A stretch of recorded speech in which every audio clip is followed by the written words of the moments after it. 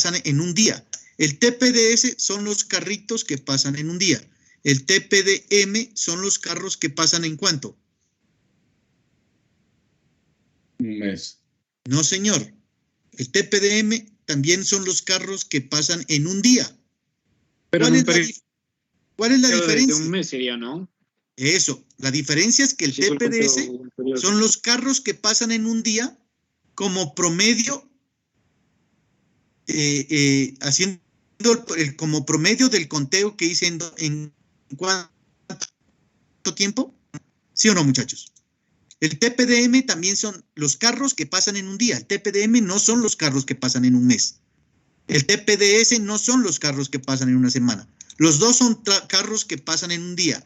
La diferencia es que el TPDS son los carros que pasan en un día promediados con el conteo que se hizo durante ¿cuánto, muchachos?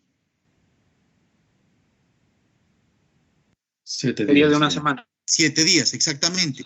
El TPDM también 7 son días. los carros diarios, solo que son el promedio de los carritos que pasaron durante un mes. Pero los dos son los carros que pasan en un día.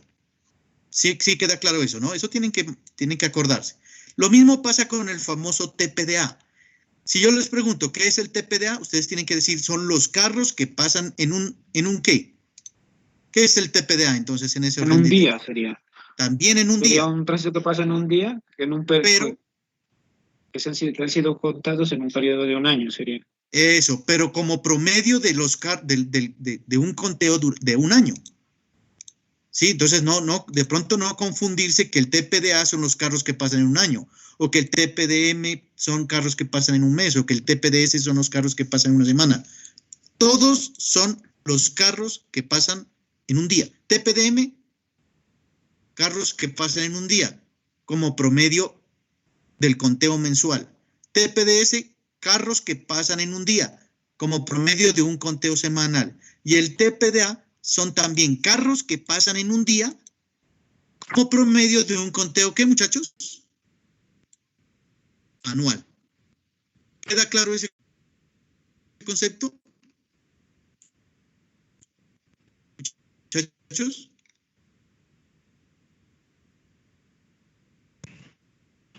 Sí, profe. En que esas tres cosas son los carritos de un día. ¿Listo? Ahora bien, ustedes en su diseño geométrico, ¿será que en todas las vías es posible hacer conteos anuales, muchachos? ¿Qué opinan? ¿Puedes repetir? La pregunta es, ¿será que en todas las vías es posible hacer conteos, sacar TPDA? ¿Qué quiere decir sacar TPDA? De que usted tiene que contar los carros durante los 365 días del año.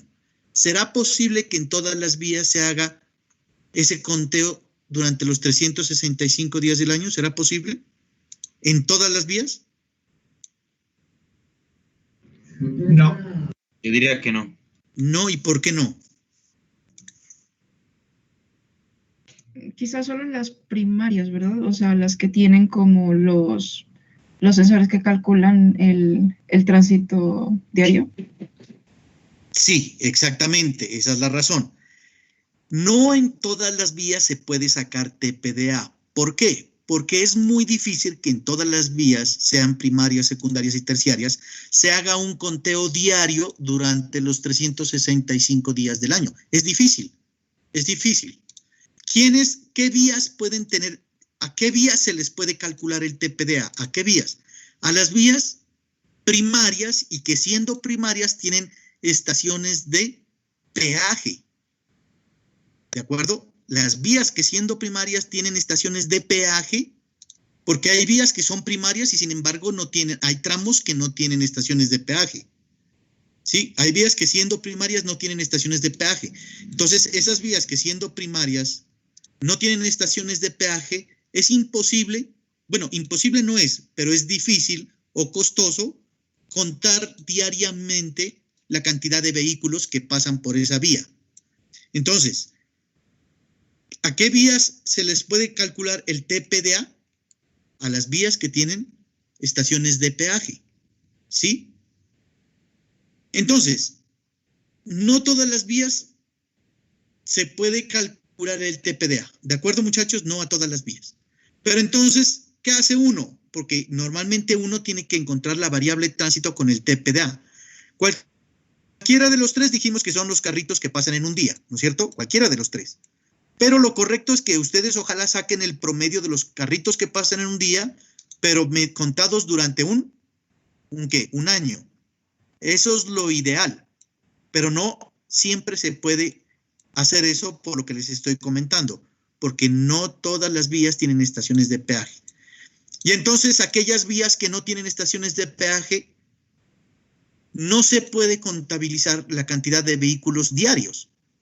¿Qué se hace entonces en aquellas carreteras o en aquellas vías, muchachos? ¿Qué se hace? ¿Un aforo?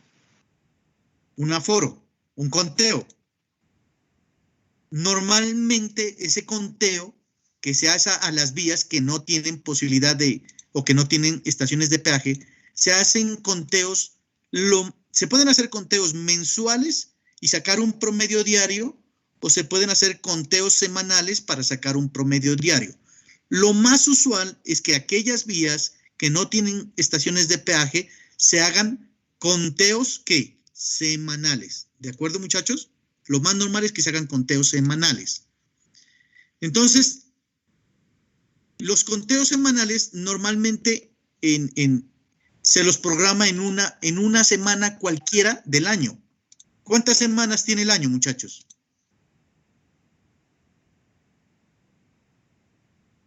¿Cuántas semanas tiene un año, muchachos? 48.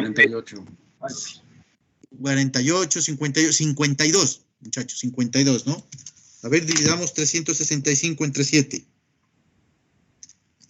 52 semanas. Un año tiene 52 semanas. Entonces, normalmente en aquellas vías donde no hay estaciones de peaje, se programa en cualquiera de esas 52 semanas, se programa un conteo de al menos una semana. ¿Sí me hago entender, muchachos? Entonces, el INVIAS puede decir, bueno, vamos a hacer un conteo en la vía Pasto-Chachagüí, por poner un ejemplo, en la semana 43. ¿Sí me hago entender, muchachos? Manda un funcionario del INVIAS para que haga un conteo durante una semana, durante esa semana 43 en ese corredor vial. ¿De acuerdo? ¿Sí queda claro eso, muchachos? Sí. Bueno. O otro ejemplo, entonces, o el INVIAS puede decir, vamos a hacer un conteo en la semana 15 de la vía Pasto-Huesaco, por poner un ejemplo. Entonces, en la semana 15 manda unos funcionarios que hagan durante una semana el conteo de los vehículos. Entonces, ese dato sí lo tiene el INVIAS en unas cartillas. ¿Sí? Ese dato de muchos de los corredores de nuestra red vial nacional se tiene conteos de una semana cualquiera, una semana X de las 52 semanas del año. Se tiene ese dato en algunas cartillas del INVIAS, se tiene datos de tránsito promedio diario semanal. ¿Quedó claro eso, muchachos? ¿Hasta ahí? ¿O sí lo recordaron?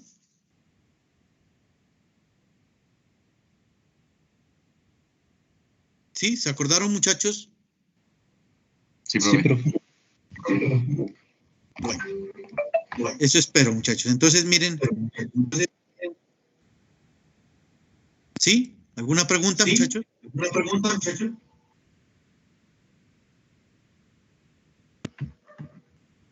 Bueno, entonces avancemos. Entonces avancemos.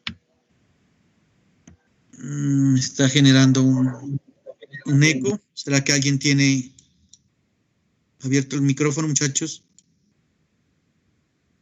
Listo. Entonces, dicho eso, la pregunta es, muchachos, en la mayoría de corredores viales de la red nacional, ¿qué tipo de TPD tenemos? Si me entendieron. Espero que alguien me responda, o si no, me veré en la tarea de empezar a preguntar por nombres Tránsito propios. promedio diario semanal, ¿no? Exactamente. Exactamente. Entonces, en la mayoría de corredores de nuestra red vial nacional, lo que sí se tiene fijo o mínimo, digámoslo así, es un TPDS. ¿Listo? La otra pregunta sería, entonces, en algunas vías primarias que tienen estaciones de peaje, ¿qué tipo de TPDS tiene? El TPDA. Porque El anual. El anual, porque las estaciones de peaje permiten contabilizar todos los días la cantidad de vehículos. Entonces, fíjense ustedes, muchachos, que el TPD más atípico es el TPDM, ¿no? Entonces, realmente el TPDM es un TPD poco común, ¿sí? Normalmente, o usted tiene TPDA en vías primarias con estaciones de peaje, o normalmente tiene un TPDS en vías que no tienen estaciones de peaje en la mayoría de los corredores viales. Normalmente es poco común tener un TPDM. ¿Listo? Casi no es muy usual. Ahora bien, el TPDS es un tránsito promedio diario, lo que dijimos, son la cantidad de carritos que pasan como promedio en un día. Este es un conteo que ustedes normalmente lo pueden hacer si ustedes quisieran. ¿Listo? Ir 7 días, o sea, es el mínimo conteo que se acepta, digámoslo así, contar durante 7 días. Aunque hay un conteo más pequeñito que se puede hacer durante 3 días, pero bueno, se puede hacerlo, pero no es lo correcto. Lo correcto es que ustedes, para un diseño, tengan por lo menos un TPDS, ¿no es cierto? Que lo pueden obtener a través de las cartillas del INVIAS que les estoy comentando, o lo pueden hacer ustedes mismos, ¿sí? Ustedes mismos pueden obtener un TPDS, que es el conteo semanal. Listo. Pero ya ha quedado claro, pues, esos conceptos para poder avanzar. ¿Listo? Entonces, fíjense, muchachos, lo que les estoy comentando. Normalmente uno tiene o TPDA o tiene TPDS. Es lo que normalmente uno tiene. ¿Listo? Ahora bien, una cosa entonces es el volumen de tránsito, que lo estamos diciendo. El volumen de tránsito es el TPD. Y otra cosa es el concepto de composición del tránsito. Cuando hablamos de volumen, hablamos de los carritos que pasan en un día. ¿De acuerdo? Cuando hablamos de composición, hablamos de el tipo de vehículos que pasan. ¿De acuerdo, muchachos? Entonces, cuando hablamos de composición vehicular, hablamos del tipo de carros que pasan. ¿Qué tipo de carros normalmente tenemos, muchachos? Normalmente tenemos, comercialmente hablando, tenemos 3 tipos de vehículos como composición. Comercialmente hablando, tenemos los vehículos tipo A. ¿Se acuerdan, muchachos? Los vehículos tipo A son... ¿Cuáles son? Los automóviles, ¿no? Los normales. Los automóviles. Los vehículos tipo A son los automóviles, los vehículos tipo B, los buses, y los vehículos tipo C, que son los camiones. ¿Listo? En buses, vamos a recordar más adelante que hay buses grandes, buses pequeños, y en camiones vamos a recordar más adelante que hay camiones rígidos y camiones con remolque, ¿sí? Y de acuerdo a su composición de ejes, pues van a tener una cierta denominación. Pero digamos que de entrada tenemos 3 tipos de vehículos: automóviles, buses y camiones. ¿Listo? Es evidente, y ustedes saben, que la cantidad de automóviles, como lo muestra esta gráfica, pues la cantidad de automóviles supera significativamente la cantidad de automóviles, supera significativamente la cantidad de buses y la cantidad de camiones. ¿Listo? En el diseño geométrico de carreteras, ustedes diseñan con los 3 tipos de vehículos, ¿sí o no, muchachos? Sí. ¿De acuerdo? Ustedes, en el diseño geométrico de carreteras, ustedes diseñan para todos los vehículos que van a transitar por esa carretera, para todos, sin discriminar ninguno. Ustedes cuentan la cantidad de vehículos, sea automóviles, buses y camiones. ¿De acuerdo? Como les digo, siendo más significativo el volumen de automóviles, en su orden, los camiones, y por último, los más poquitos, digámoslo así, los buses. ¿De acuerdo? Eso pasa en el diseño geométrico. En el diseño geométrico ustedes diseñan con con toda la composición vehicular, con toda la composición vehicular, automóviles, buses y camiones. Resulta, muchachos, que en el diseño estructural de pavimentos, ¿cuál de estos tres tipos de vehículos creen que vamos a utilizar? El C. El C. ¿Alguien tiene otra opinión? Profe, sería el vehículo que más transite por nuestro corredor vial, ¿no? El vehículo que más transite por nuestro corredor vial. En esta gráfica que ustedes miran, ¿cuál es el vehículo que más transita nuestro corredor vial? Los De tipo A automóviles. serían los automóviles, serían, ¿no? Eso, entonces en su criterio usted dice que diseñamos con el vehículo que más transita. El vehículo que más transita en cualquier vía, llámese como se llame, ¿cuál cree que es? Ya no, el automóvil. La El moto, ¿no automóvil. era? No. Exactamente. Pero el automóvil no produce daño al pavimento porque es liviano. Entonces ahí desvirtúo su teoría que afirma que el que más pase por mi corredor. En todos los corredores el vehículo que más pasa son los automóviles. En todos, en la gran mayoría, en la inmensa mayoría. El 99%, digámoslo así, de los tipos de vehículos que pasan son automóviles. ¿Sí me hago entender? Y en su orden, por eso traje esta diapositiva. Y en su orden los camiones y en su orden los buses. Si la teoría que usted dice sería cierta, entonces nosotros diseñaríamos el pavimento solo para automóviles, lo cual no es cierto. ¿De acuerdo, compañeros? Lo cual no es cierto. La estructura del pavimento no se diseña para automóviles. De hecho, muchachos, el automóvil se descarta para el diseño de pavimentos. ¿De acuerdo, jóvenes? ¿Me entendieron eso? Sí, profe. ¿Listo? Entonces, fíjese que me voy al extremo de lo que dijo el compañero. Mejor dicho, lo que dijo el compañero es totalmente opuesto a lo que se hace. Compañero, ¿qué dice? No, automóviles. Entonces, diseñemos pavimento para automóviles. No, señor. El pavimento se diseña para buses y camiones. Y los automóviles, a pesar de que la gran cantidad de vehículos que circulan por nuestras carreteras, la inmensa mayoría son automóviles, esos automóviles no producen daño al pavimento. ¿De acuerdo, jóvenes? Entonces, repito nuevamente la pregunta. Ojo, la pregunta. Para el diseño geométrico de la composición vehicular, ¿qué tipo de vehículos utilizo para el diseño geométrico? Tipo C. Para el diseño Para el diseño geométrico. geométrico todos. Exactamente. Para el diseño geométrico, todos. Y para el diseño de la estructura del pavimento, El B o el C. C. el B, B y C. eso, B o C, no. B y C. No cabe ahí el O. Para el diseño de estructura del pavimento es B y C. No B o C, no. B y C. Y los automóviles se descartan totalmente descartados. Puede pasar, por poner un ejemplo exagerado, pueden pasar 1000 automóviles y un camión. Entonces, ustedes diseñan la estructura del pavimento ¿para qué?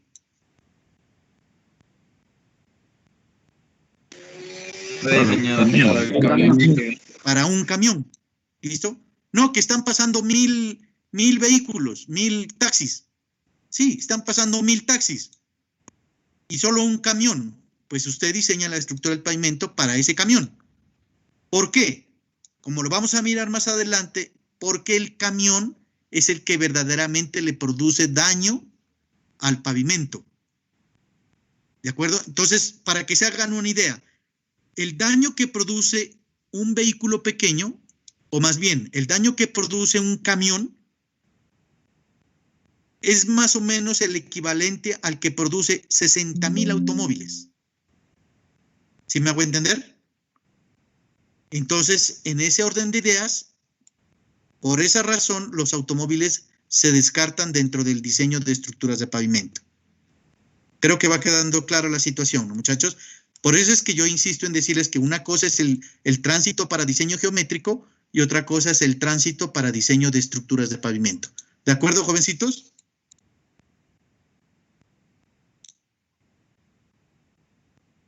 Alguien que conteste, muchachos, Sí, que no profe. les puedo ver la Sí, cara. profe. Listo, bueno. Sí, profe, Listo. sí. Es que va con... Que vaya quedando claro, pues, esa parte conceptual, ¿listo? Que vayan quedando parte. Entonces, hablamos de volumen, ¿listo? En cuanto a volumen, para el diseño estructural, normalmente vamos a utilizar TPDA o TPDS, ¿listo? En cuanto a la composición, ya estamos diciendo, vamos a utilizar buses y camiones, descartando los automóviles, ¿listo? Ahora bien, entonces, hay que tener en cuenta, muchachos, cuando uno hace un conteo, miren que el año tiene 52 semanas, ¿no es cierto? Y usted puede hacer un conteo en una semana o en un mes determinado, y esos conteos van a ser, realmente no van a ser tan característicos. ¿Por qué? Miren cómo se comporta, por ejemplo, el tránsito a lo largo de los 12 meses del año. Miren cómo se comporta. Entonces, por ejemplo, usted mide en diciembre y usted diseña con lo medido en diciembre, y si usted vuelve y mide en febrero, por poner un ejemplo, ¿usted a cuál de los dos le cree? ¿A lo que midió en febrero o a lo que midió en diciembre?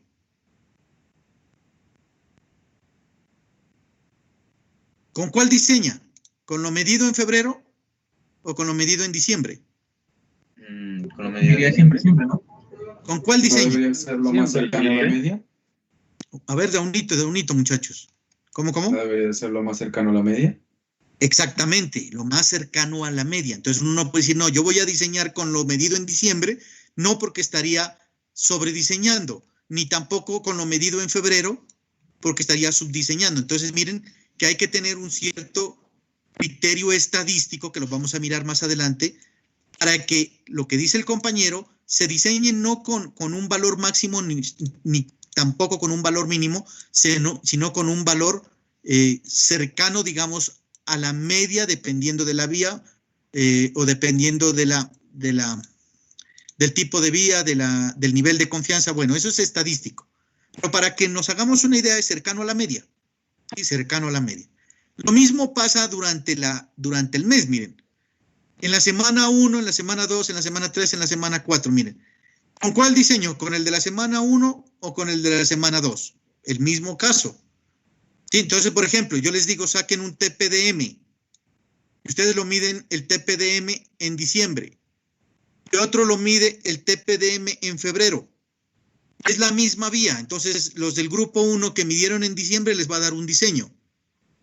¿Qué les va a dar? Una estructura más grande. Los que midieron en febrero con un TPDM de febrero, pues les va a dar una estructura más pequeña. ¿Sí o no, muchachos? ¿Cierto?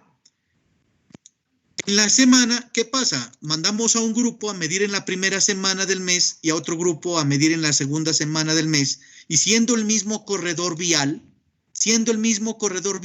el grupo 1 diseñó con unos espesores más grandes, y el grupo 2 que midió en la segunda semana, pues le dieron unos espesores más pequeños. ¿De acuerdo, jóvenes?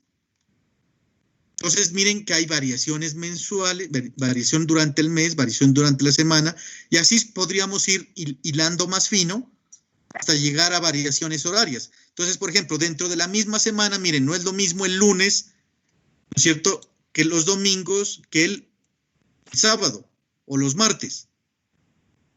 Y lo mismo durante el día. Ustedes saben que durante el día hay horas pico. No es lo mismo al mediodía, ¿no es cierto?, en la mañana o en la tarde a las tipo 6, que en las famosas horas valle. Entonces, todas esas variaciones me llevan a concluir de que cuando yo haga conteos y los convierta a TPDA, porque normalmente uno siempre convierte a TPDA, ¿sí? Si tengo el TPDA, pues fantástico, porque lo tengo y es real.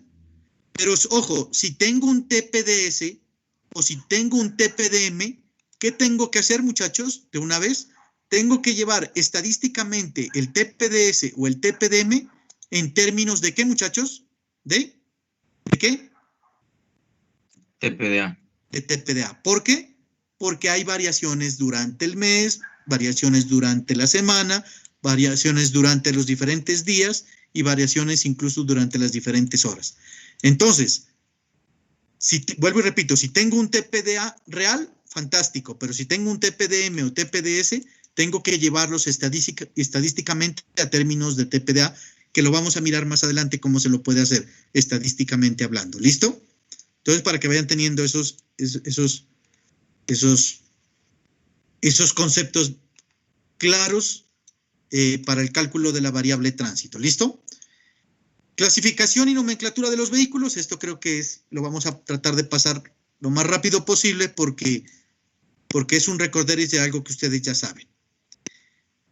Sin embargo, quiero hacer un énfasis o recalcar en que hay una clasificación, digamos, otro tipo de clasificación. Recuerden que hay una clasificación, digamos, en automóviles, buses y camiones. Hay otra clasificación según esta resolución del Ministerio de Transporte, y esta resolución del Ministerio de Transporte del 2004, esta resolución, clasifica los vehículos en otras dos denominaciones, que son vehículos livianos y vehículos pesados. ¿Listo? Entonces, vehículos livianos son aquellos con menos de 5 toneladas. Entonces, uno podría decir que los vehículos livianos, en su gran mayoría, ¿cuáles son? Los automóviles. ¿Sí o no, muchachos? ¿De acuerdo? Entonces, en vehículos livianos, ¿cuáles son los vehículos de la otra clasificación que entran fijo? Los Tipo A. Los tipo A, los automóviles. Entonces, en vehículos livianos menores de 5 toneladas, fijo, entran los automóviles. ¿Cuáles son los vehículos que entran en esta clasificación de livianos que podrían entrar o no entrar en livianos? ¿Cuáles creen ustedes? De estos. A, B o C. ¿Cuáles podrían estar en livianos y no estar en livianos? ¿Los buses? Los buses, exactamente. Dependiendo del tamaño, habrá buses que entran dentro de la clasificación de livianos, ¿listo? Y habrán buses que entrarán dentro de la clasificación de pesados. ¿Cuándo son pesados los vehículos? Los vehículos son pesados cuando tienen, cuando el peso bruto vehicular está por encima de las 5 toneladas. ¿De acuerdo, muchachos? Entonces, vehículos livianos, menos de 5 toneladas, vehículos pesados, más de 5 toneladas. ¿Quiénes están como livianos fijo? Los automóviles. Alternativamente, ¿quiénes podrían estar? Los buses pequeños. En los vehículos pesados, ¿quiénes están fijo? En los vehículos pesados, ¿quiénes están fijos? Los tipos C. Los tipos C. Los camiones son fijos, que son vehículos pesados.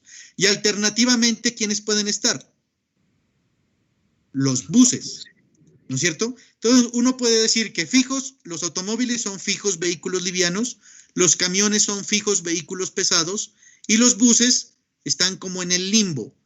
Habrá buses pequeños que están dentro de la clasificación de livianos, y habrán buses grandes que entran dentro de la clasificación de pesados, dependiendo del tamaño y obviamente dependiendo de su peso bruto vehicular.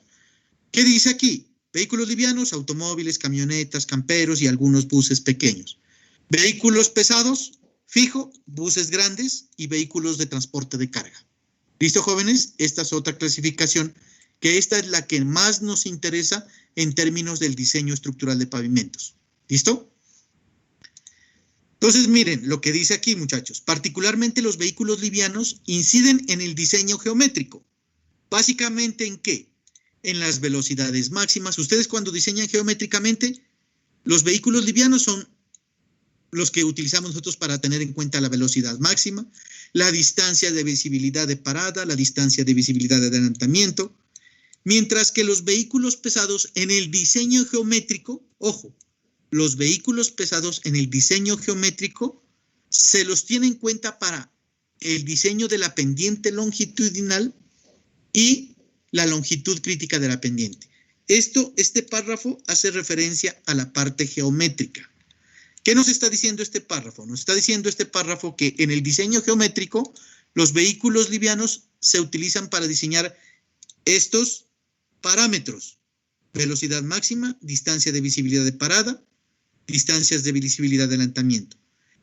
Y en el diseño geométrico los vehículos pesados se utilizan para tener en cuenta en estos parámetros: pendientes longitudinales y longitud crítica de la pendiente. ¿Listo? Esto en el campo del diseño geométrico. En el campo del diseño estructural, los vehículos livianos no los tengo en cuenta. ¿Para qué, muchachos? Para nada. ¿De acuerdo? ¿Por ahí vamos bien, muchachos? Sí, profe. Sí, profe. Sí, profe. Bueno, listo.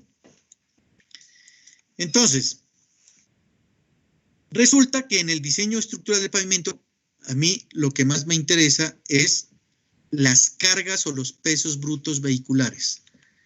Entonces, resulta que los vehículos, si los camiones o los buses y camiones, más bien, los tipo B y C, los buses y camiones, tienen unos pesos brutos vehiculares máximos que deben transmitirle, digámoslo así, al pavimento. Entonces, por ejemplo, vehículos rígidos. Dentro de vehículos rígidos podemos tener buses o camiones, ¿sí o no, muchachos? Entonces, dentro de vehículos rígidos, que pueden ser buses o camiones, en vehículos rígidos, buses o camiones, tenemos camiones, un típico C2, ¿no es cierto? Un C2 convencional cuyo peso bruto vehicular máximo es de 16 toneladas. ¿Listo? Un C3, el peso bruto máximo vehicular aceptado es de 28 toneladas. Entonces, antes de continuar con esta tablita, acordémonos más bien de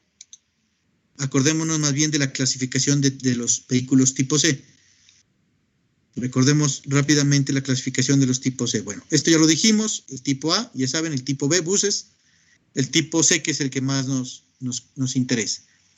En el tipo C, recuerden, muchachos, que en los camiones, en este grupo se clasifican los camiones, que son aquellos vehículos destinados al transporte con más de 5 toneladas, vehículos pesados, más de 5 toneladas, vehículos pesados. En esta categoría se encuentran dos tipos, los rígidos, ¿se acuerdan? Y los articulados. ¿Listo? Normalmente los rígidos se soportan sobre ejes sin ningún tipo de articulación, los rígidos. ¿Listo? Sin ningún tipo de articulación. Y los articulados son aquellos camiones que tienen una articulación y esa articulación permite arrastrar, por decirlo de alguna forma, un semirremolque, ¿sí? Un semirremolque. ¿Listo? No es un remolque, es un semirremolque. ¿Listo? Entonces, los rígidos no tienen ningún tipo de articulación y los articulados tienen una articulación que permite arrastrar un semirremolque. ¿No es cierto? Entonces, aquí tenemos diferentes tipos de camión. El C2, ¿no es cierto? El camión de 2 ejes pequeño, el camión de 2 ejes grande, ¿no es cierto? Aquí lo tenemos. Los C3 y C4 son camiones de 3 ejes y camiones de 4 ejes. ¿Listo? Recordemos eso de los ejes, muchachos. Recordemos el cuento de los ejes rápidamente. Recordemos que existen ¿cuántos tipos de ejes, muchachos? O líneas de ejes. Existen, ¿cómo, perdón? 6. No, tres. Tres tipos de líneas de ejes. Entonces, recordemos rápidamente que existe la configuración de tres tipos de ejes. Entonces, ¿cuáles son estos tres tipos de ejes? Los tres tipos de ejes son los famosos ejes simples, miren. Este es un eje simple, ¿sí? Tiene una sola línea como eje, una sola línea de ejes. ¿Listo?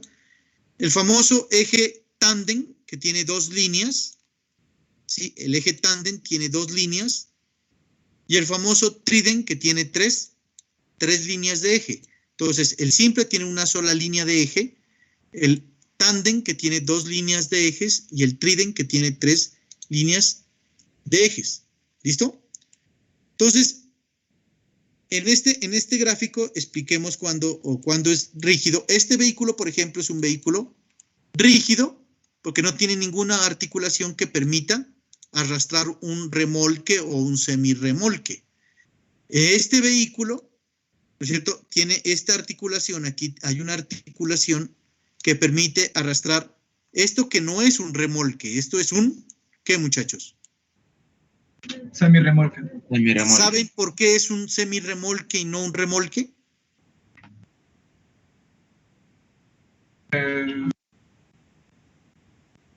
No está completamente es porque separado parte del del eje. peso está en el mismo automóvil.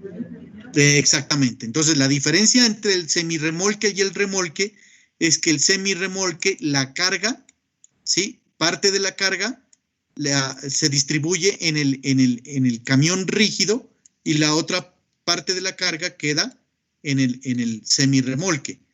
¿Listo? El remolque totalmente, el remolque propiamente dicho, pues toda la carga queda sobre la traílla, digámoslo así, sobre la traílla.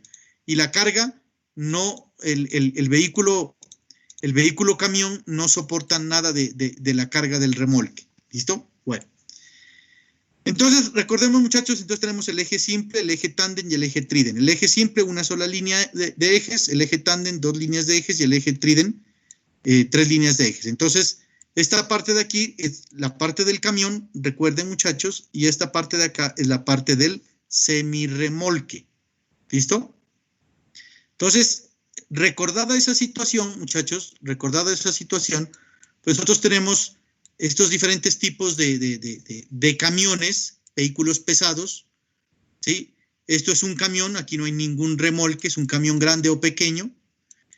Esto también es un camión, no hay ningún tipo de articulación que permita arrastrar ni un remolque ni un semirremolque.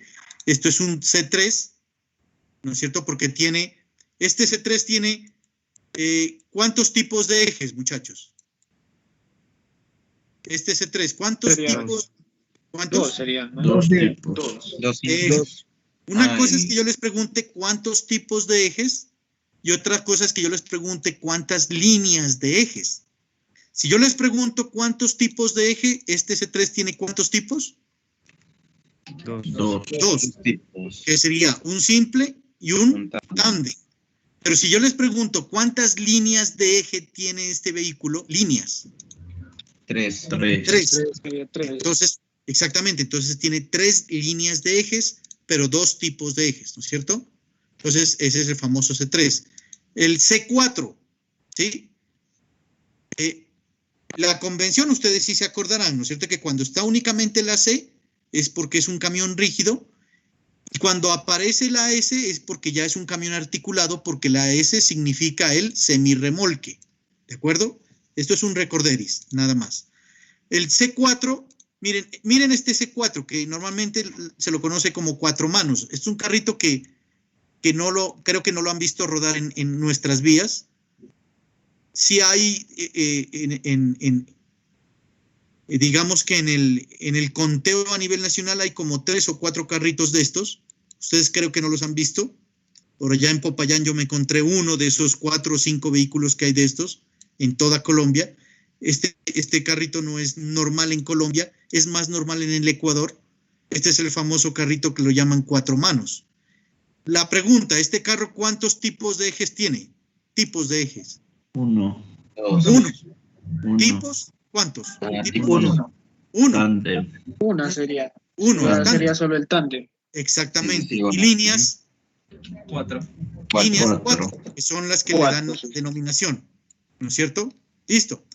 Este camioncito, este tipo de vehículo ya tiene semirremolque, ¿no es cierto? ¿Cuántos tipos de eje tiene? 1. ¿Cuántos? 1. ¿Cuántos tipos de eje? 1. ¿Seguro? Sí, porque todos son simples, ¿no? No. Ahí sí no, pues ahí sí es difícil saberlo, tocaría mirar el vehículo exactamente, porque este eje, bueno, ¿qué tipo de eje es este? Ese es simple. Simple, simple. Ese podría ser tándem o simple. No, este es simple. Ese sí es simple. Este es simple. Ya. Y este es Simple. simple. Entonces, Simple. ahí me estaba equivocando. O sea, tipos de ejes, uno solo. ¿No es cierto? Ah, sí. Listo. Tipos de ejes, uno solo. ¿No es cierto? ¿Cuál? El simple. Y líneas de ejes, 3. 3. ¿Cierto? Líneas de eje 3. Listo. En la parte del camión, ¿cuántos ejes? 2. Y en la parte del semirremolque, ¿cuántos ejes? 1.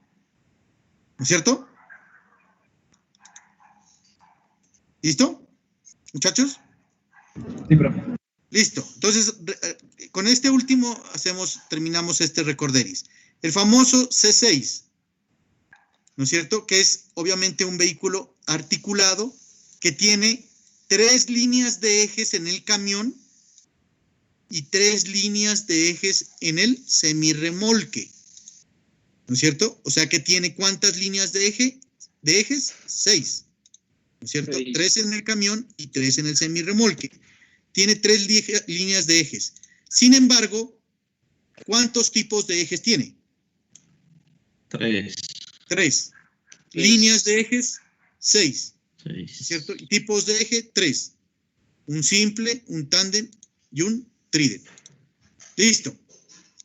¿Por qué traigo a colación eso? Porque esto va a influir en la transmisión de esfuerzos de la carga que tiene cada vehículo al pavimento. ¿De acuerdo, muchachos? No es lo mismo que una carga, que un camioncito transmita la carga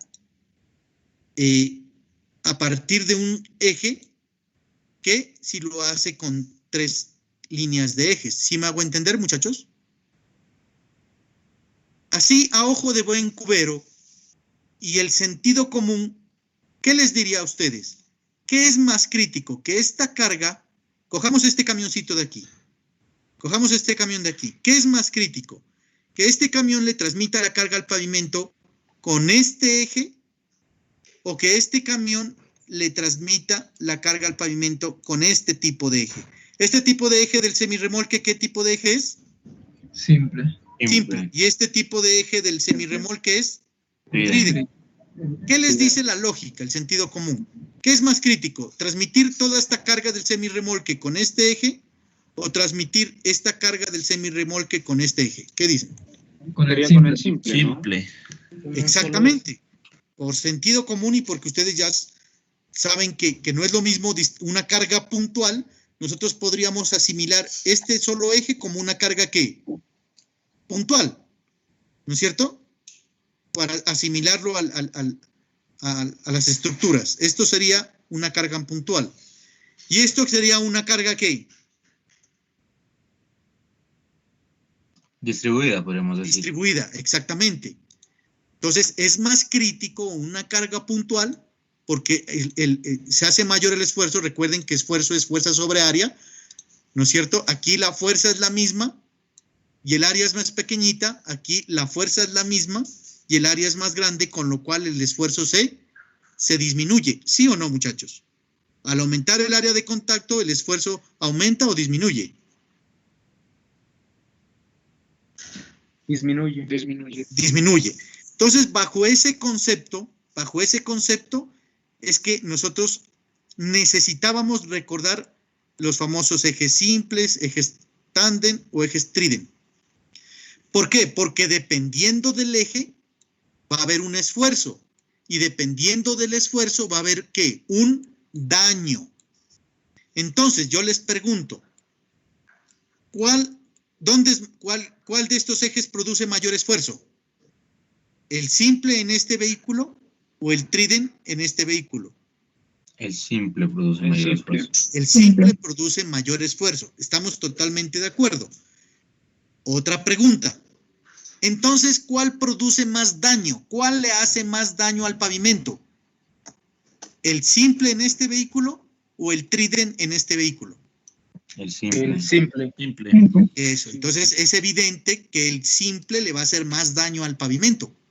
Entonces, desde esa perspectiva es que yo quiero que recordemos, o quería más bien, que recordemos los diferentes tipos de vehículos, porque dependiendo de la composición de sus tipos de ejes y sus líneas de ejes, se va a producir en mayor grado un daño al pavimento.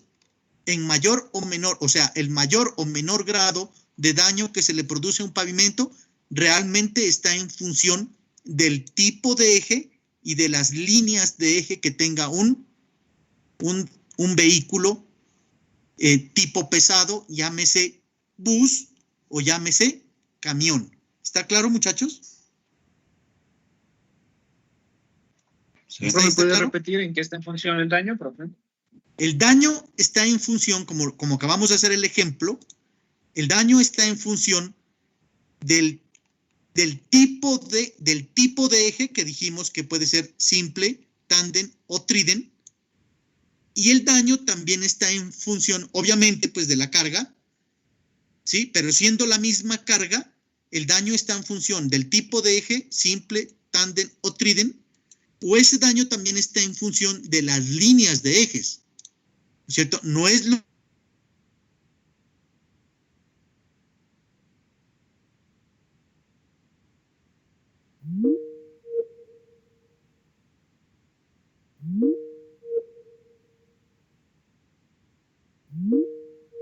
de lo que les quiero decir.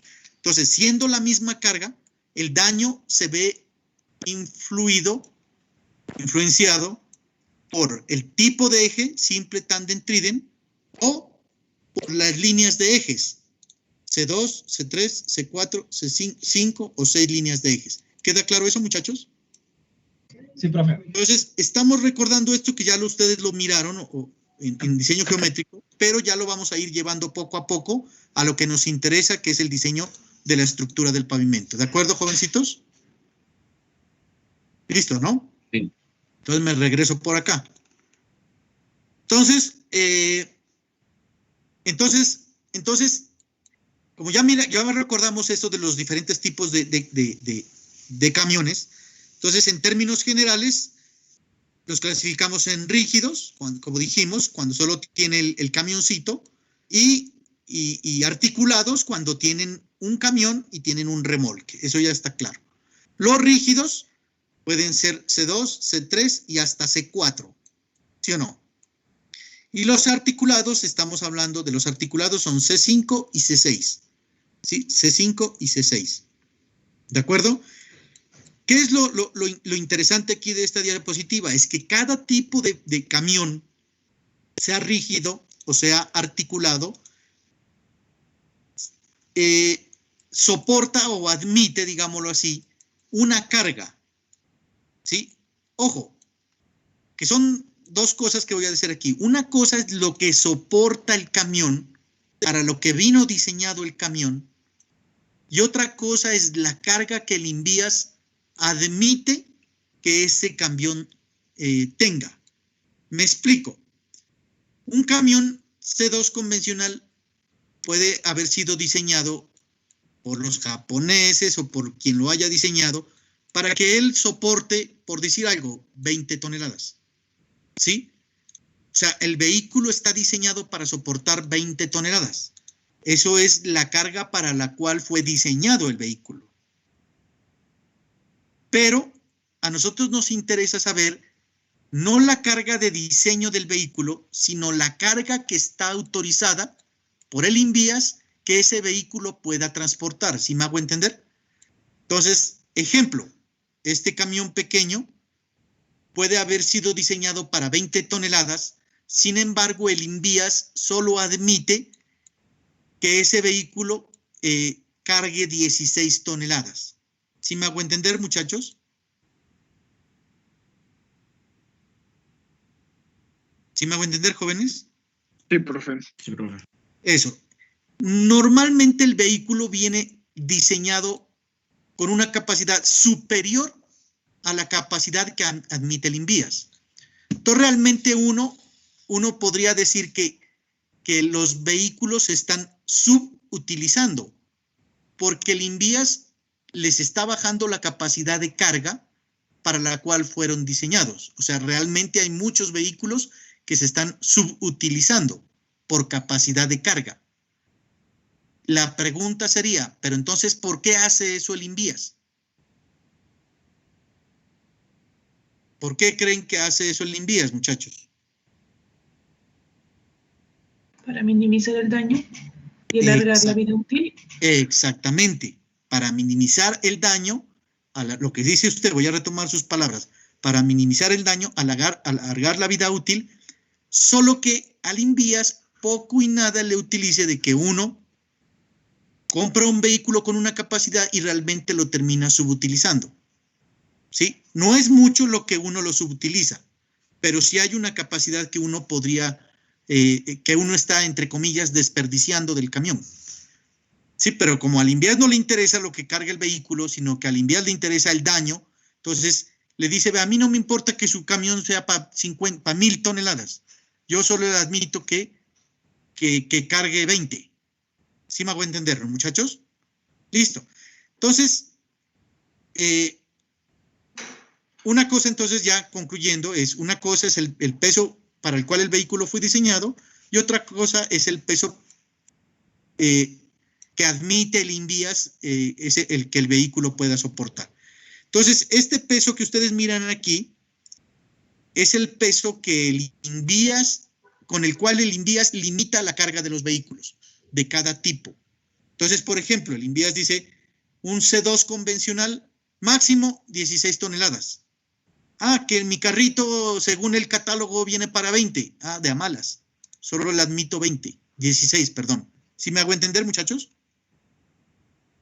Un C3. El INVIAS dice peso bruto vehicular, 28 toneladas. No, pues que el carrito yo lo compré en Francia y en Francia me dijeron que el carro viene para 35 toneladas. Sí, pero acá le admitimos rodarlo solo con 28. ¿Me hago entender, no, muchachos? ¿Listo? Entonces, ¿a nosotros qué nos interesa como diseñadores de pavimentos? ¿Para lo que vino diseñado el vehículo o lo que se admite que ese vehículo pueda cargar? O lo que se admite. Sería lo que se admite. Lo que se admite, ¿sí? Entonces, ahí digamos que hay un porcentaje de subutilización de los vehículos. No en todos, pero en algunos sí hay un porcentaje de subutilización. Entonces, el C3 tándem mixto tiene hasta para 23 toneladas, el C4 hasta el C4A, C4B hasta 36 toneladas, los semirremolques, los articulados, el C2S1 27 toneladas, C2S2 32, C3S1 29, etcétera, etcétera, y la famosa tractomula, ¿sí? La famosa tractomula que es un C3S3, ¿no es cierto? La tractomula que es un C3S3 viene admite hasta 52 toneladas, ¿de acuerdo? Incluso en los puentes, ustedes se han dado cuenta que a veces en los puentes hay una señalización o un letrero informativo, una señal informativo. Algunos puentes vienen con las señales informativas, que dice, mire, peso máximo tantas toneladas. ¿Se han mirado eso, cierto, muchachos? Entonces, algunos puentes restringe el paso de ciertos tipos de vehículos precisamente por el peso. Bueno. Entonces miren que nosotros ya tenemos aquí unas cargas máximas admisibles. ¿Listo? Las vamos a utilizar, estas cargas máximas admisibles, para hacer algunos cálculos. Entonces, esta diapositiva es clave que la vayan teniendo en cuenta porque con estos valores vamos a hacer algunos cálculos. ¿De acuerdo, jóvenes? Listo. ¿Hasta ahí está claro, jóvenes? ¿O alguna pregunta?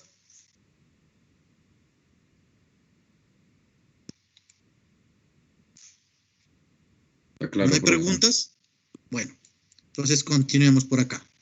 Bueno, este ya lo dijimos, este ya lo dijimos. Ya recordamos estos tipos de camiones. Bueno, simplemente comentarles pues que hay vehículos especiales como estos, pues que realmente no son admisibles en el tránsito de las carreteras, ¿no? Normalmente cuando un carrito de estos va a circular en una carretera hay que pedir permiso, ¿no? No lo dejan circular tan fácilmente. Hay que pedir permiso y dependiendo del tipo de vehículo como este, a veces le exigen que acá atrás vaya lo que se conoce como un carro escolta y dependiendo si es un vehículo más complejo que este, se admite que vayan un vehículo escolta atrás y un vehículo escolta adelante, ¿de acuerdo? ¿Que producen daño? Claro que producen daño.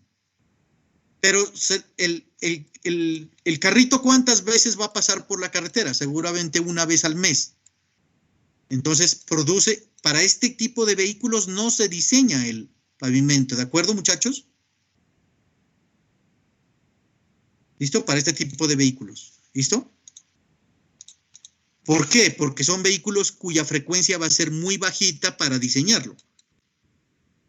Entonces, por ejemplo, en Cali, ¿qué pasa para los que han tenido la oportunidad de estar en las vías del Valle del Cauca? Algunas vías del Valle del Cauca pasa mucho tren cañero. ¿Se han dado cuenta, muchachos? Algo parecido a... Por aquí tiene una diapositiva. Los famosos trenes cañeros, ¿sí los han mirado? Sí, profe. Así, algo parecido a esto, pues con varios ejes. Resulta que en algunas, no en todas, en algunas vías del Valle del Cauca, en donde la frecuencia de tránsito de los trenes cañeros es alta, esas vías se diseñan para un tren cañero. ¿Sí me entienden, jóvenes? Pero cuando ustedes han visto que algunos trenes cañeros se saben meter a la Ruta 25, a la Panamericana, pero se meten esporádicamente. ¿Sí me hago entender? Entonces, esa vía panamericana no se va a diseñar para un tren cañero, porque la frecuencia de paso de un tren cañero por la Ruta 25 Panamericana, pues es tan bajita que pues mal haría uno en diseñar una vía, un pavimento, con esa frecuencia tan bajita. Lo que pasan ahí son camiones normales. ¿Sí queda claro, no, muchachos? Sí, profe. Bueno. Listo. Entonces, miren, haciendo ya un resumen, tenemos estos tres tipos de ejes. ¿Qué dijimos? Tenemos el eje simple, el eje tándem y el eje trident. ¿De acuerdo? Pero esos tres tipos de ejes, simple, tándem, trident, ¿no es cierto? Con una sola línea de ejes, con dos líneas de ejes y con tres líneas de ejes, tienen unas variaciones en función de cuántas llantas tenga por eje, por línea de eje. Entonces, a este eje simple, como tiene solo dos llantas por línea, se le llama eje simple de rueda simple. ¿De acuerdo? A este eje tándem se le llama eje tándem de rueda simple o de rueda sencilla. Y a este eje trident se le llama eje trident de rueda simple o de rueda sencilla. Este eje, ojo, este eje que siendo simple, ¿es simple o no es simple? Sí, porque si tiene una sola línea, ¿sí o no, muchachos? Sí, ¿Sí o no? Pero es simple, pero tiene 4 llantas, ¿no es cierto? 2 en cada extremo del eje. Entonces, este eje que siendo simple, al tener 4 llantas, 2 en cada extremo del eje, se le llama eje simple de rueda doble o de llanta doble. Normalmente uno dice rueda simple, rueda doble. Entonces, este es el eje simple de rueda doble o de llanta doble. El tándem viene en completo de rueda simple. El trident también viene completo de rueda simple. El tándem viene también completo, todas las dos líneas de ejes vienen con rueda doble. El trident también, todas las líneas de ejes vienen con rueda doble. Y el tándem o trident vienen también mixtos. ¿Qué quiere decir? Que el tándem tiene una línea de eje de rueda simple y una línea de eje de rueda doble. Se conocen como ejes tándem mixtos o estos de acá se conocen como ejes Trident mixtos. ¿Listo? Entonces, ojo con eso porque esto es importante que nosotros lo tengamos en cuenta por lo que les comenté hace un momento, por la transmisión de ¿qué, muchachos? La transmisión de es Esfuerzo. por la transmisión de esfuerzos y el daño que le produce. Entonces, estas diferentes formas de ejes producen cada una o transmiten cada una un esfuerzo diferente. Este simple produce o transmite un esfuerzo diferente a este trident mixto. ¿Listo? Transmite un esfuerzo diferente. Y al transmitir un esfuerzo diferente, entonces, ¿qué producen, muchachos? ¿Qué? Un daño diferente. Un daño diferente, exactamente. Entonces, al transmitir un esfuerzo diferente, produce un daño diferente. Entonces, el daño que produce este eje simple es diferente al que produce este tándem, al que produce este trident. Más aún, el daño que produce este eje simple es diferente al daño que produce este eje, que siendo simple, es de rueda doble. ¿De acuerdo, jóvenes? Los dos son simples, pero este al ser de rueda sencilla y este al ser de rueda doble, la transmisión de esfuerzos es diferente y al ser la transmisión de esfuerzos diferente, el daño evidentemente es diferente. ¿Sí o sí, muchachos? ¿Viven o mueren, muchachos? Sí, profe. ¿O están dormidos? Sí, profe. Estamos apuntando. Profe. Ah, ¿están apuntando? Apuntando dormidos, pero.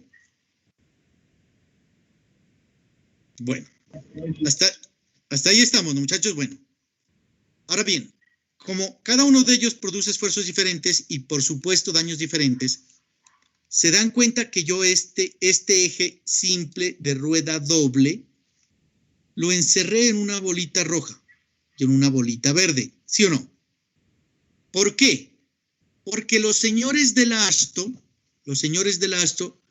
dijeron que el daño que produce este eje simple de rueda doble es la unidad. ¿Sí? O sea, que el daño que produce este eje simple de rueda doble es ¿cuánto, muchachos? 1. O sea que este eje es el famoso eje estándar. El famoso eje estándar. Porque este eje es el que produce un daño equivalente a la unidad. Entonces, ¿listo? Pero para que este eje simple de rueda doble produzca un daño equivalente a 1, que es la unidad, ¿no es cierto? Tiene que estar cargado, por eso yo le hice aquí una flechita, tiene que estar cargado, ese eje tiene que estar cargado con 8.2 toneladas. Entonces, este eje simple de rueda doble, cargado con 8.2 toneladas, produce un daño al pavimento equivalente a ¿cuánto? 1. 1. Por eso a este eje simple de rueda doble se le llama el famoso eje, ¿el eje qué, muchachos? El eje estándar. El eje estándar. Si este eje simple de rueda doble está cargado no con 8.2 toneladas, sino que este eje simple de rueda doble está cargado con 10 toneladas, ¿el daño es 1? No. ¿Qué dicen ustedes? Mayor, no. No. Mayor. ¿Cuánto? Mayor. ¿Cuánto? Pues no sabemos, pero es mayor. Si este eje simple de rueda doble está cargado con 5 toneladas, ¿el daño que produce este eje es 1? No, es menor. No. ¿Cuánto? Menor a 1. Menor. Menor a 1. ¿Cuánto? No sabemos, pero es menor. Entonces, ese es el concepto de eje estándar de los señores del Asto. Eje estándar o eje equivalente. ¿De acuerdo? Entonces los señores del Asto dijeron, que un eje simple de rueda doble cargado con 8.2 toneladas le transmite al pavimento un daño equivalente a 1, por eso lo llaman el eje estándar o eje equivalente. ¿Quedamos de acuerdo, muchachos? Entonces, si este eje, que es el eje estándar, le produce un daño igual a 1, ¿ustedes creen que este eje simple, haciendo uso del buen sentido común, este eje que estoy indicando, el daño que le produce será mayor o menor? ¿Qué les dice su sentido común? Mayor. Mayor. Si se está cargando con el mismo peso, sería mayor. Eso, exactamente. Eso es lo que a eso quería llevarlos. Si se carga con el mismo peso, es mayor. Pero si lo cargo, por decir algo, con 1 tonelada, pues puede ser menor. ¿Sí me entienden? Entonces, a la pregunta le faltaba un pedazo. ¿Cuál era el pedazo? Lo que completó el compañero. Si se carga este eje simple, si se carga con el mismo peso, el daño que produce es mayor. Si el peso con el cual se carga este eje simple es menor, es posible que iguale a 1 o que sea menor que 1. ¿Sí me hago entender, muchachos? Sí, ¿De acuerdo? Entonces, cada uno de estos ejes que ustedes están mirando aquí en la diapositiva producen un daño que, dependiendo de la carga, será mayor o menor que 1. ¿De acuerdo, jóvenes? ¿Listo? De acuerdo. Vale. Entonces, sigamos. Sigamos aquí. Entonces, miren que pasa y acontece lo siguiente, muchachos. Espérenme. Entonces, una tractomula, miren, una tractomula que es una C3S3 cargada tiene un peso total de 52 toneladas. Y tiene la siguiente distribución sobre los ejes, miren. Entonces, todo el camioncito, el peso bruto vehicular de todo el camioncito son 52 toneladas. Sin embargo, este eje Trident absorbe el 47% de las 52 toneladas.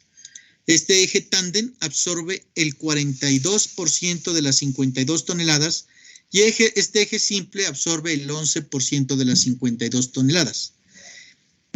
¿Eso qué quiere decir, muchachos? Eso nos lleva a pensar de que el INVIAS no solo va a limitar el peso bruto vehicular de cada uno de los camioncitos, ¿sí? No nos lleva no solo a limitar el peso vehicular de cada uno de los camioncitos, sino que, ¿qué creen que hace el INVIAS? ¿Por eje? Exactamente. El INVIAS también nos va a limitar el peso que nos admite que cada eje de cada tipo de camión soporte. Entonces, ¿eso con qué propósito? Con el propósito que la distribución de la carga en el vehículo se haga de la mejor manera posible. Por ejemplo, digamos que el INVIAS me admite aquí el 47%, ¿no es cierto? De las 52 toneladas. ¿Cuánto sería el 47% de las 52 toneladas? A ver, 52 por punto 47, ¿no? Serían 24. Resulta que, supongamos que el 47% de las 52 toneladas son 24 toneladas.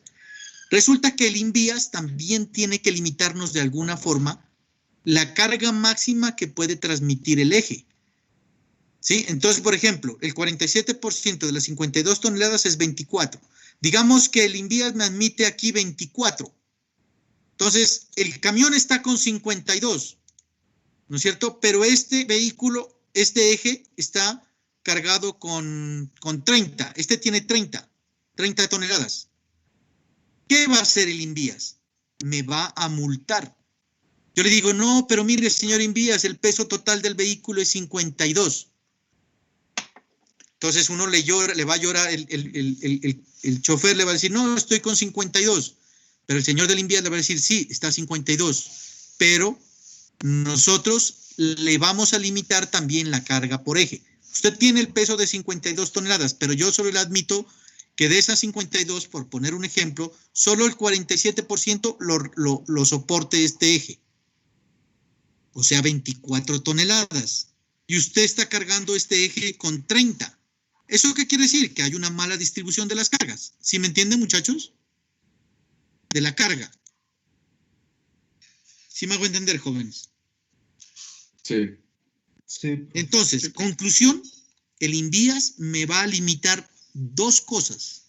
El peso bruto vehicular total y el peso ¿por qué, muchachos? Por tipo de eje, no por línea de eje, sino el peso por tipo de eje, para que lo tengan en cuenta, muchachos. ¿Listo? Por eso traía este ejemplo aquí. Entonces, ojo que ustedes van a tener en cuenta el peso bruto vehicular y además de eso van a tener que tener en cuenta el peso que se admite por tipo de eje. ¿Listo? Jovencitos, ¿queda claro? Sí, profe. Vale, entonces, ahora sí. Entonces, la variable tránsito, esta variable se determina en función de la cantidad de repeticiones de una carga de 18,000 libras, 80 kilonewtons o 8.2 toneladas en un eje simple cuyos extremos tiene doble neumático. Esto es la forma elegante de decir lo que ya dijimos, que el tránsito para el método AASHTO se determina ¿con qué? Con la cantidad de repeticiones, con la cantidad de veces que pase un hito de estos. ¿Sí me hago entender? Esa es la cuantificación del tránsito que hace el método AASHTO. Entonces, si pasan 3 de estos vehículos, ¿el daño cuánto es, muchachos? Si pasan 3 de estos ejes. ¿El daño es cuánto? 24.6. No, ¿el daño cuánto es? 3. 3. Si pasan 3 claro, de estos sí, ejes, el verdad. daño es 3. ¿No es cierto? Supongamos que hay un vehículo que tiene un eje simple y un eje doble, un eje simple de rueda simple y un eje simple de rueda doble. Supongamos que el vehículo es este. Supongamos que este eje, así como está, le produce un daño de 0.5. ¿No es cierto? ¿Sería 1.5? Espéreme, 0.5. Entonces, pregunta. Si pasan 3 de estos vehículos, ¿cuánto daño se ha producido? Sería 1.5 por 3, ¿no? 4.5. Pasan 3. 4.5. 4.5. 4.5 sería. 4.5, exactamente. Porque pasaron 3 carritos de estos y cada uno de estos es 1,5. ¿Por qué? Porque este produce 1 y este produce medio. ¿Sí o no? ¿De acuerdo? Como pasaron 3 es 1,5 por 3, 4.5. ¿De acuerdo? Y entonces uno podría hacer, dependiendo de, por eso es lo importante que nosotros sepamos que este eje tiene un simple, un tándem, un tríden, este tiene, ¿sí me entienden? Porque cuando pasa un vehículo de estos, se produce una combinación de daños. ¿Sí me entienden lo que les quiero decir, muchachos? Sí. ¿Sí me entienden? ¿De acuerdo? Cuando pasa este vehículo, este C3, C2, que se produce una combinación de daño, ¿no es cierto? Que hay que cuantificarla. ¿No es cierto? Hay que cuantificarla. ¿De acuerdo? Entonces, ¿qué es lo que hace uno, muchachos? Primero vamos a cuantificar el daño que produce cada vehículo, cada eje con respecto al estándar. ¿Sí me estoy haciendo entender, jóvenes? Vamos a aprender a cuantificar el daño que produce cada uno de estos ejes con respecto al eje estándar. ¿Sí me hago entender? Sí. Bueno, entonces, este vehículo, este eje produce un daño mayor o menor, no lo sabemos, con respecto a este eje. Este eje de acá produce un daño mayor o menor con respecto a este eje. Vamos a aprender a calcular cuál es el daño que produce este eje con respecto a este. El daño que produce este eje tríden con respecto a este eje simple de rueda doble. El daño que produce este eje tríden mixto con respecto al eje simple de rueda doble. ¿De acuerdo, muchachos? Hasta ahí estamos, ¿no? ¿Listo? Sí, profe.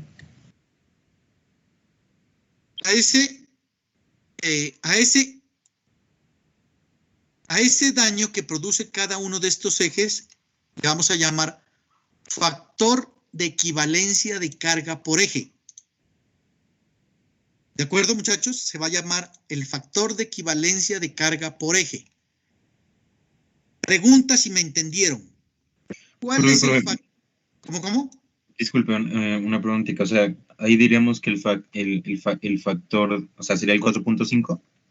¿O sería el independiente? El 1 para un eje. No, el independiente por eje. Vale. Por eso se llama por eje. Ya, ¿Listo? listo. Lo que usted me está preguntando tiene otro nombre que se lo voy a decir más adelantico. En 5 minutos se lo digo. ¿Listo? Vale. Entonces, el daño que produce cada uno de estos ejes por separado, se llama factor de equivalencia de carga por eje. Pregunta, si me entendieron. ¿Cuál es el factor de equivalencia de carga por eje del eje estándar? 1. 1. 1. No. 1 sería. Eso, 1. ¿De acuerdo? Si me entendieron entonces. El factor de equivalencia de carga por eje del eje estándar es 1. Pregunto, ¿cuál será el factor de equivalencia de carga por eje de este eje trident? 1.5. No lo sabemos todavía. No es tan así olímpicamente. Porque uno, dos. dependería de la carga. Eso, depende. Entonces, eso lo voy a explicar, cómo se calcula. ¿Listo? O sea, hay unas ecuaciones que permiten calcular el factor de equivalencia de carga por eje. ¿Sí me entienden, jóvenes? Que ya las vamos a mirar. Unas ecuaciones que permiten calcular el factor de equivalencia de carga para este eje con respecto a este, el factor de equivalencia de carga de este eje con respecto a este, el factor de equivalencia de carga de este eje con respecto a este. ¿De acuerdo, muchachos? Y eso es lo que se conoce como factor de equivalencia de carga por eje. ¿Me entendieron, jovencitos? Sí, profe. Listo. Eso es lo que dice por acá, miren. Entonces, carga equivalente de un eje. También se conoce como factor de carga equivalente por eje o por sus siglas en inglés, los famosos ESAL. ¿Listo? Que es lo mismo, miren, ustedes que manejan más el inglés, equivalente, bueno, no me hagan hacer el oso pronunciando en inglés, ¿listo? Entonces, por sus iniciales en inglés, carga equivalente de un eje, ESAL. ¿Listo, muchachos? ¿Queda claro ese concepto? ¿Queda Sí, claro profe. ese concepto, muchachos? Listo. Para terminar, y para no enredarlos más por ahora, contesto la pregunta del compañero. Entonces, el daño que produce cada uno de estos se llama factor de equivalencia de carga por eje con respecto a este que es el estándar. Ahora sí, el compañero me preguntaba, ¿pero solo es el eje o todo el carro? ¿Sí o no, compañero? ¿Quién era? ¿Cuál era su nombre? Yo era Esteban Moncayo. Esteban. Entonces, el factor de equivalencia de carga por eje, o en inglés los ESAL, es individual para cada tipo de eje, no para cada línea de eje, es para cada tipo de eje. Entonces, el factor de equivalencia de carga por eje me está diciendo el daño que produce cada tipo de eje. ¿Sí o no, muchachos? ¿Sí o no? Sí. Sí. Listo. Ahora bien, pero cuando yo tengo un camioncito como este, yo sé que este eje simple me produce un daño de acuerdo a su factor de equivalencia de carga por eje. ¿Sí o no?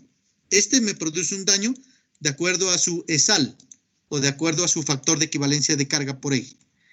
Este tándem me produce un daño de acuerdo a su factor de equivalencia de carga por eje o su ESAL. Y este trident me produce un daño de acuerdo a su factor de equivalencia de carga por eje o su ESAL. Hasta ahí creo que está claro, ¿no, muchachos? Sí. Pero los ejes no van a pasar solos como locos, ¿sí o no? Los ejes van a pasar montados en un camión, ¿sí o no? Sí, profe. Entonces, a mí me interesa es conocer el daño que produce el camión, no los ejes por aparte, como si fueran ejes sueltos, ¿sí o no? Entonces, el daño que me produce el camión se conoce como factor daño o factor camión. ¿De acuerdo, jóvenes? ¿Me entendieron? Entonces, el factor de equivalencia de carga por eje es el daño que produce cada eje. ¿Con respecto a cuál? Al estándar. Eje Al estándar. Pero el daño que produce este camioncito con esta distribución de ejes se conoce con el nombre de ¿qué? Factor camión. Factor daño, camión o camión. factor daño, que sería el daño que produce este camioncito con su distribución de ejes con respecto a quién.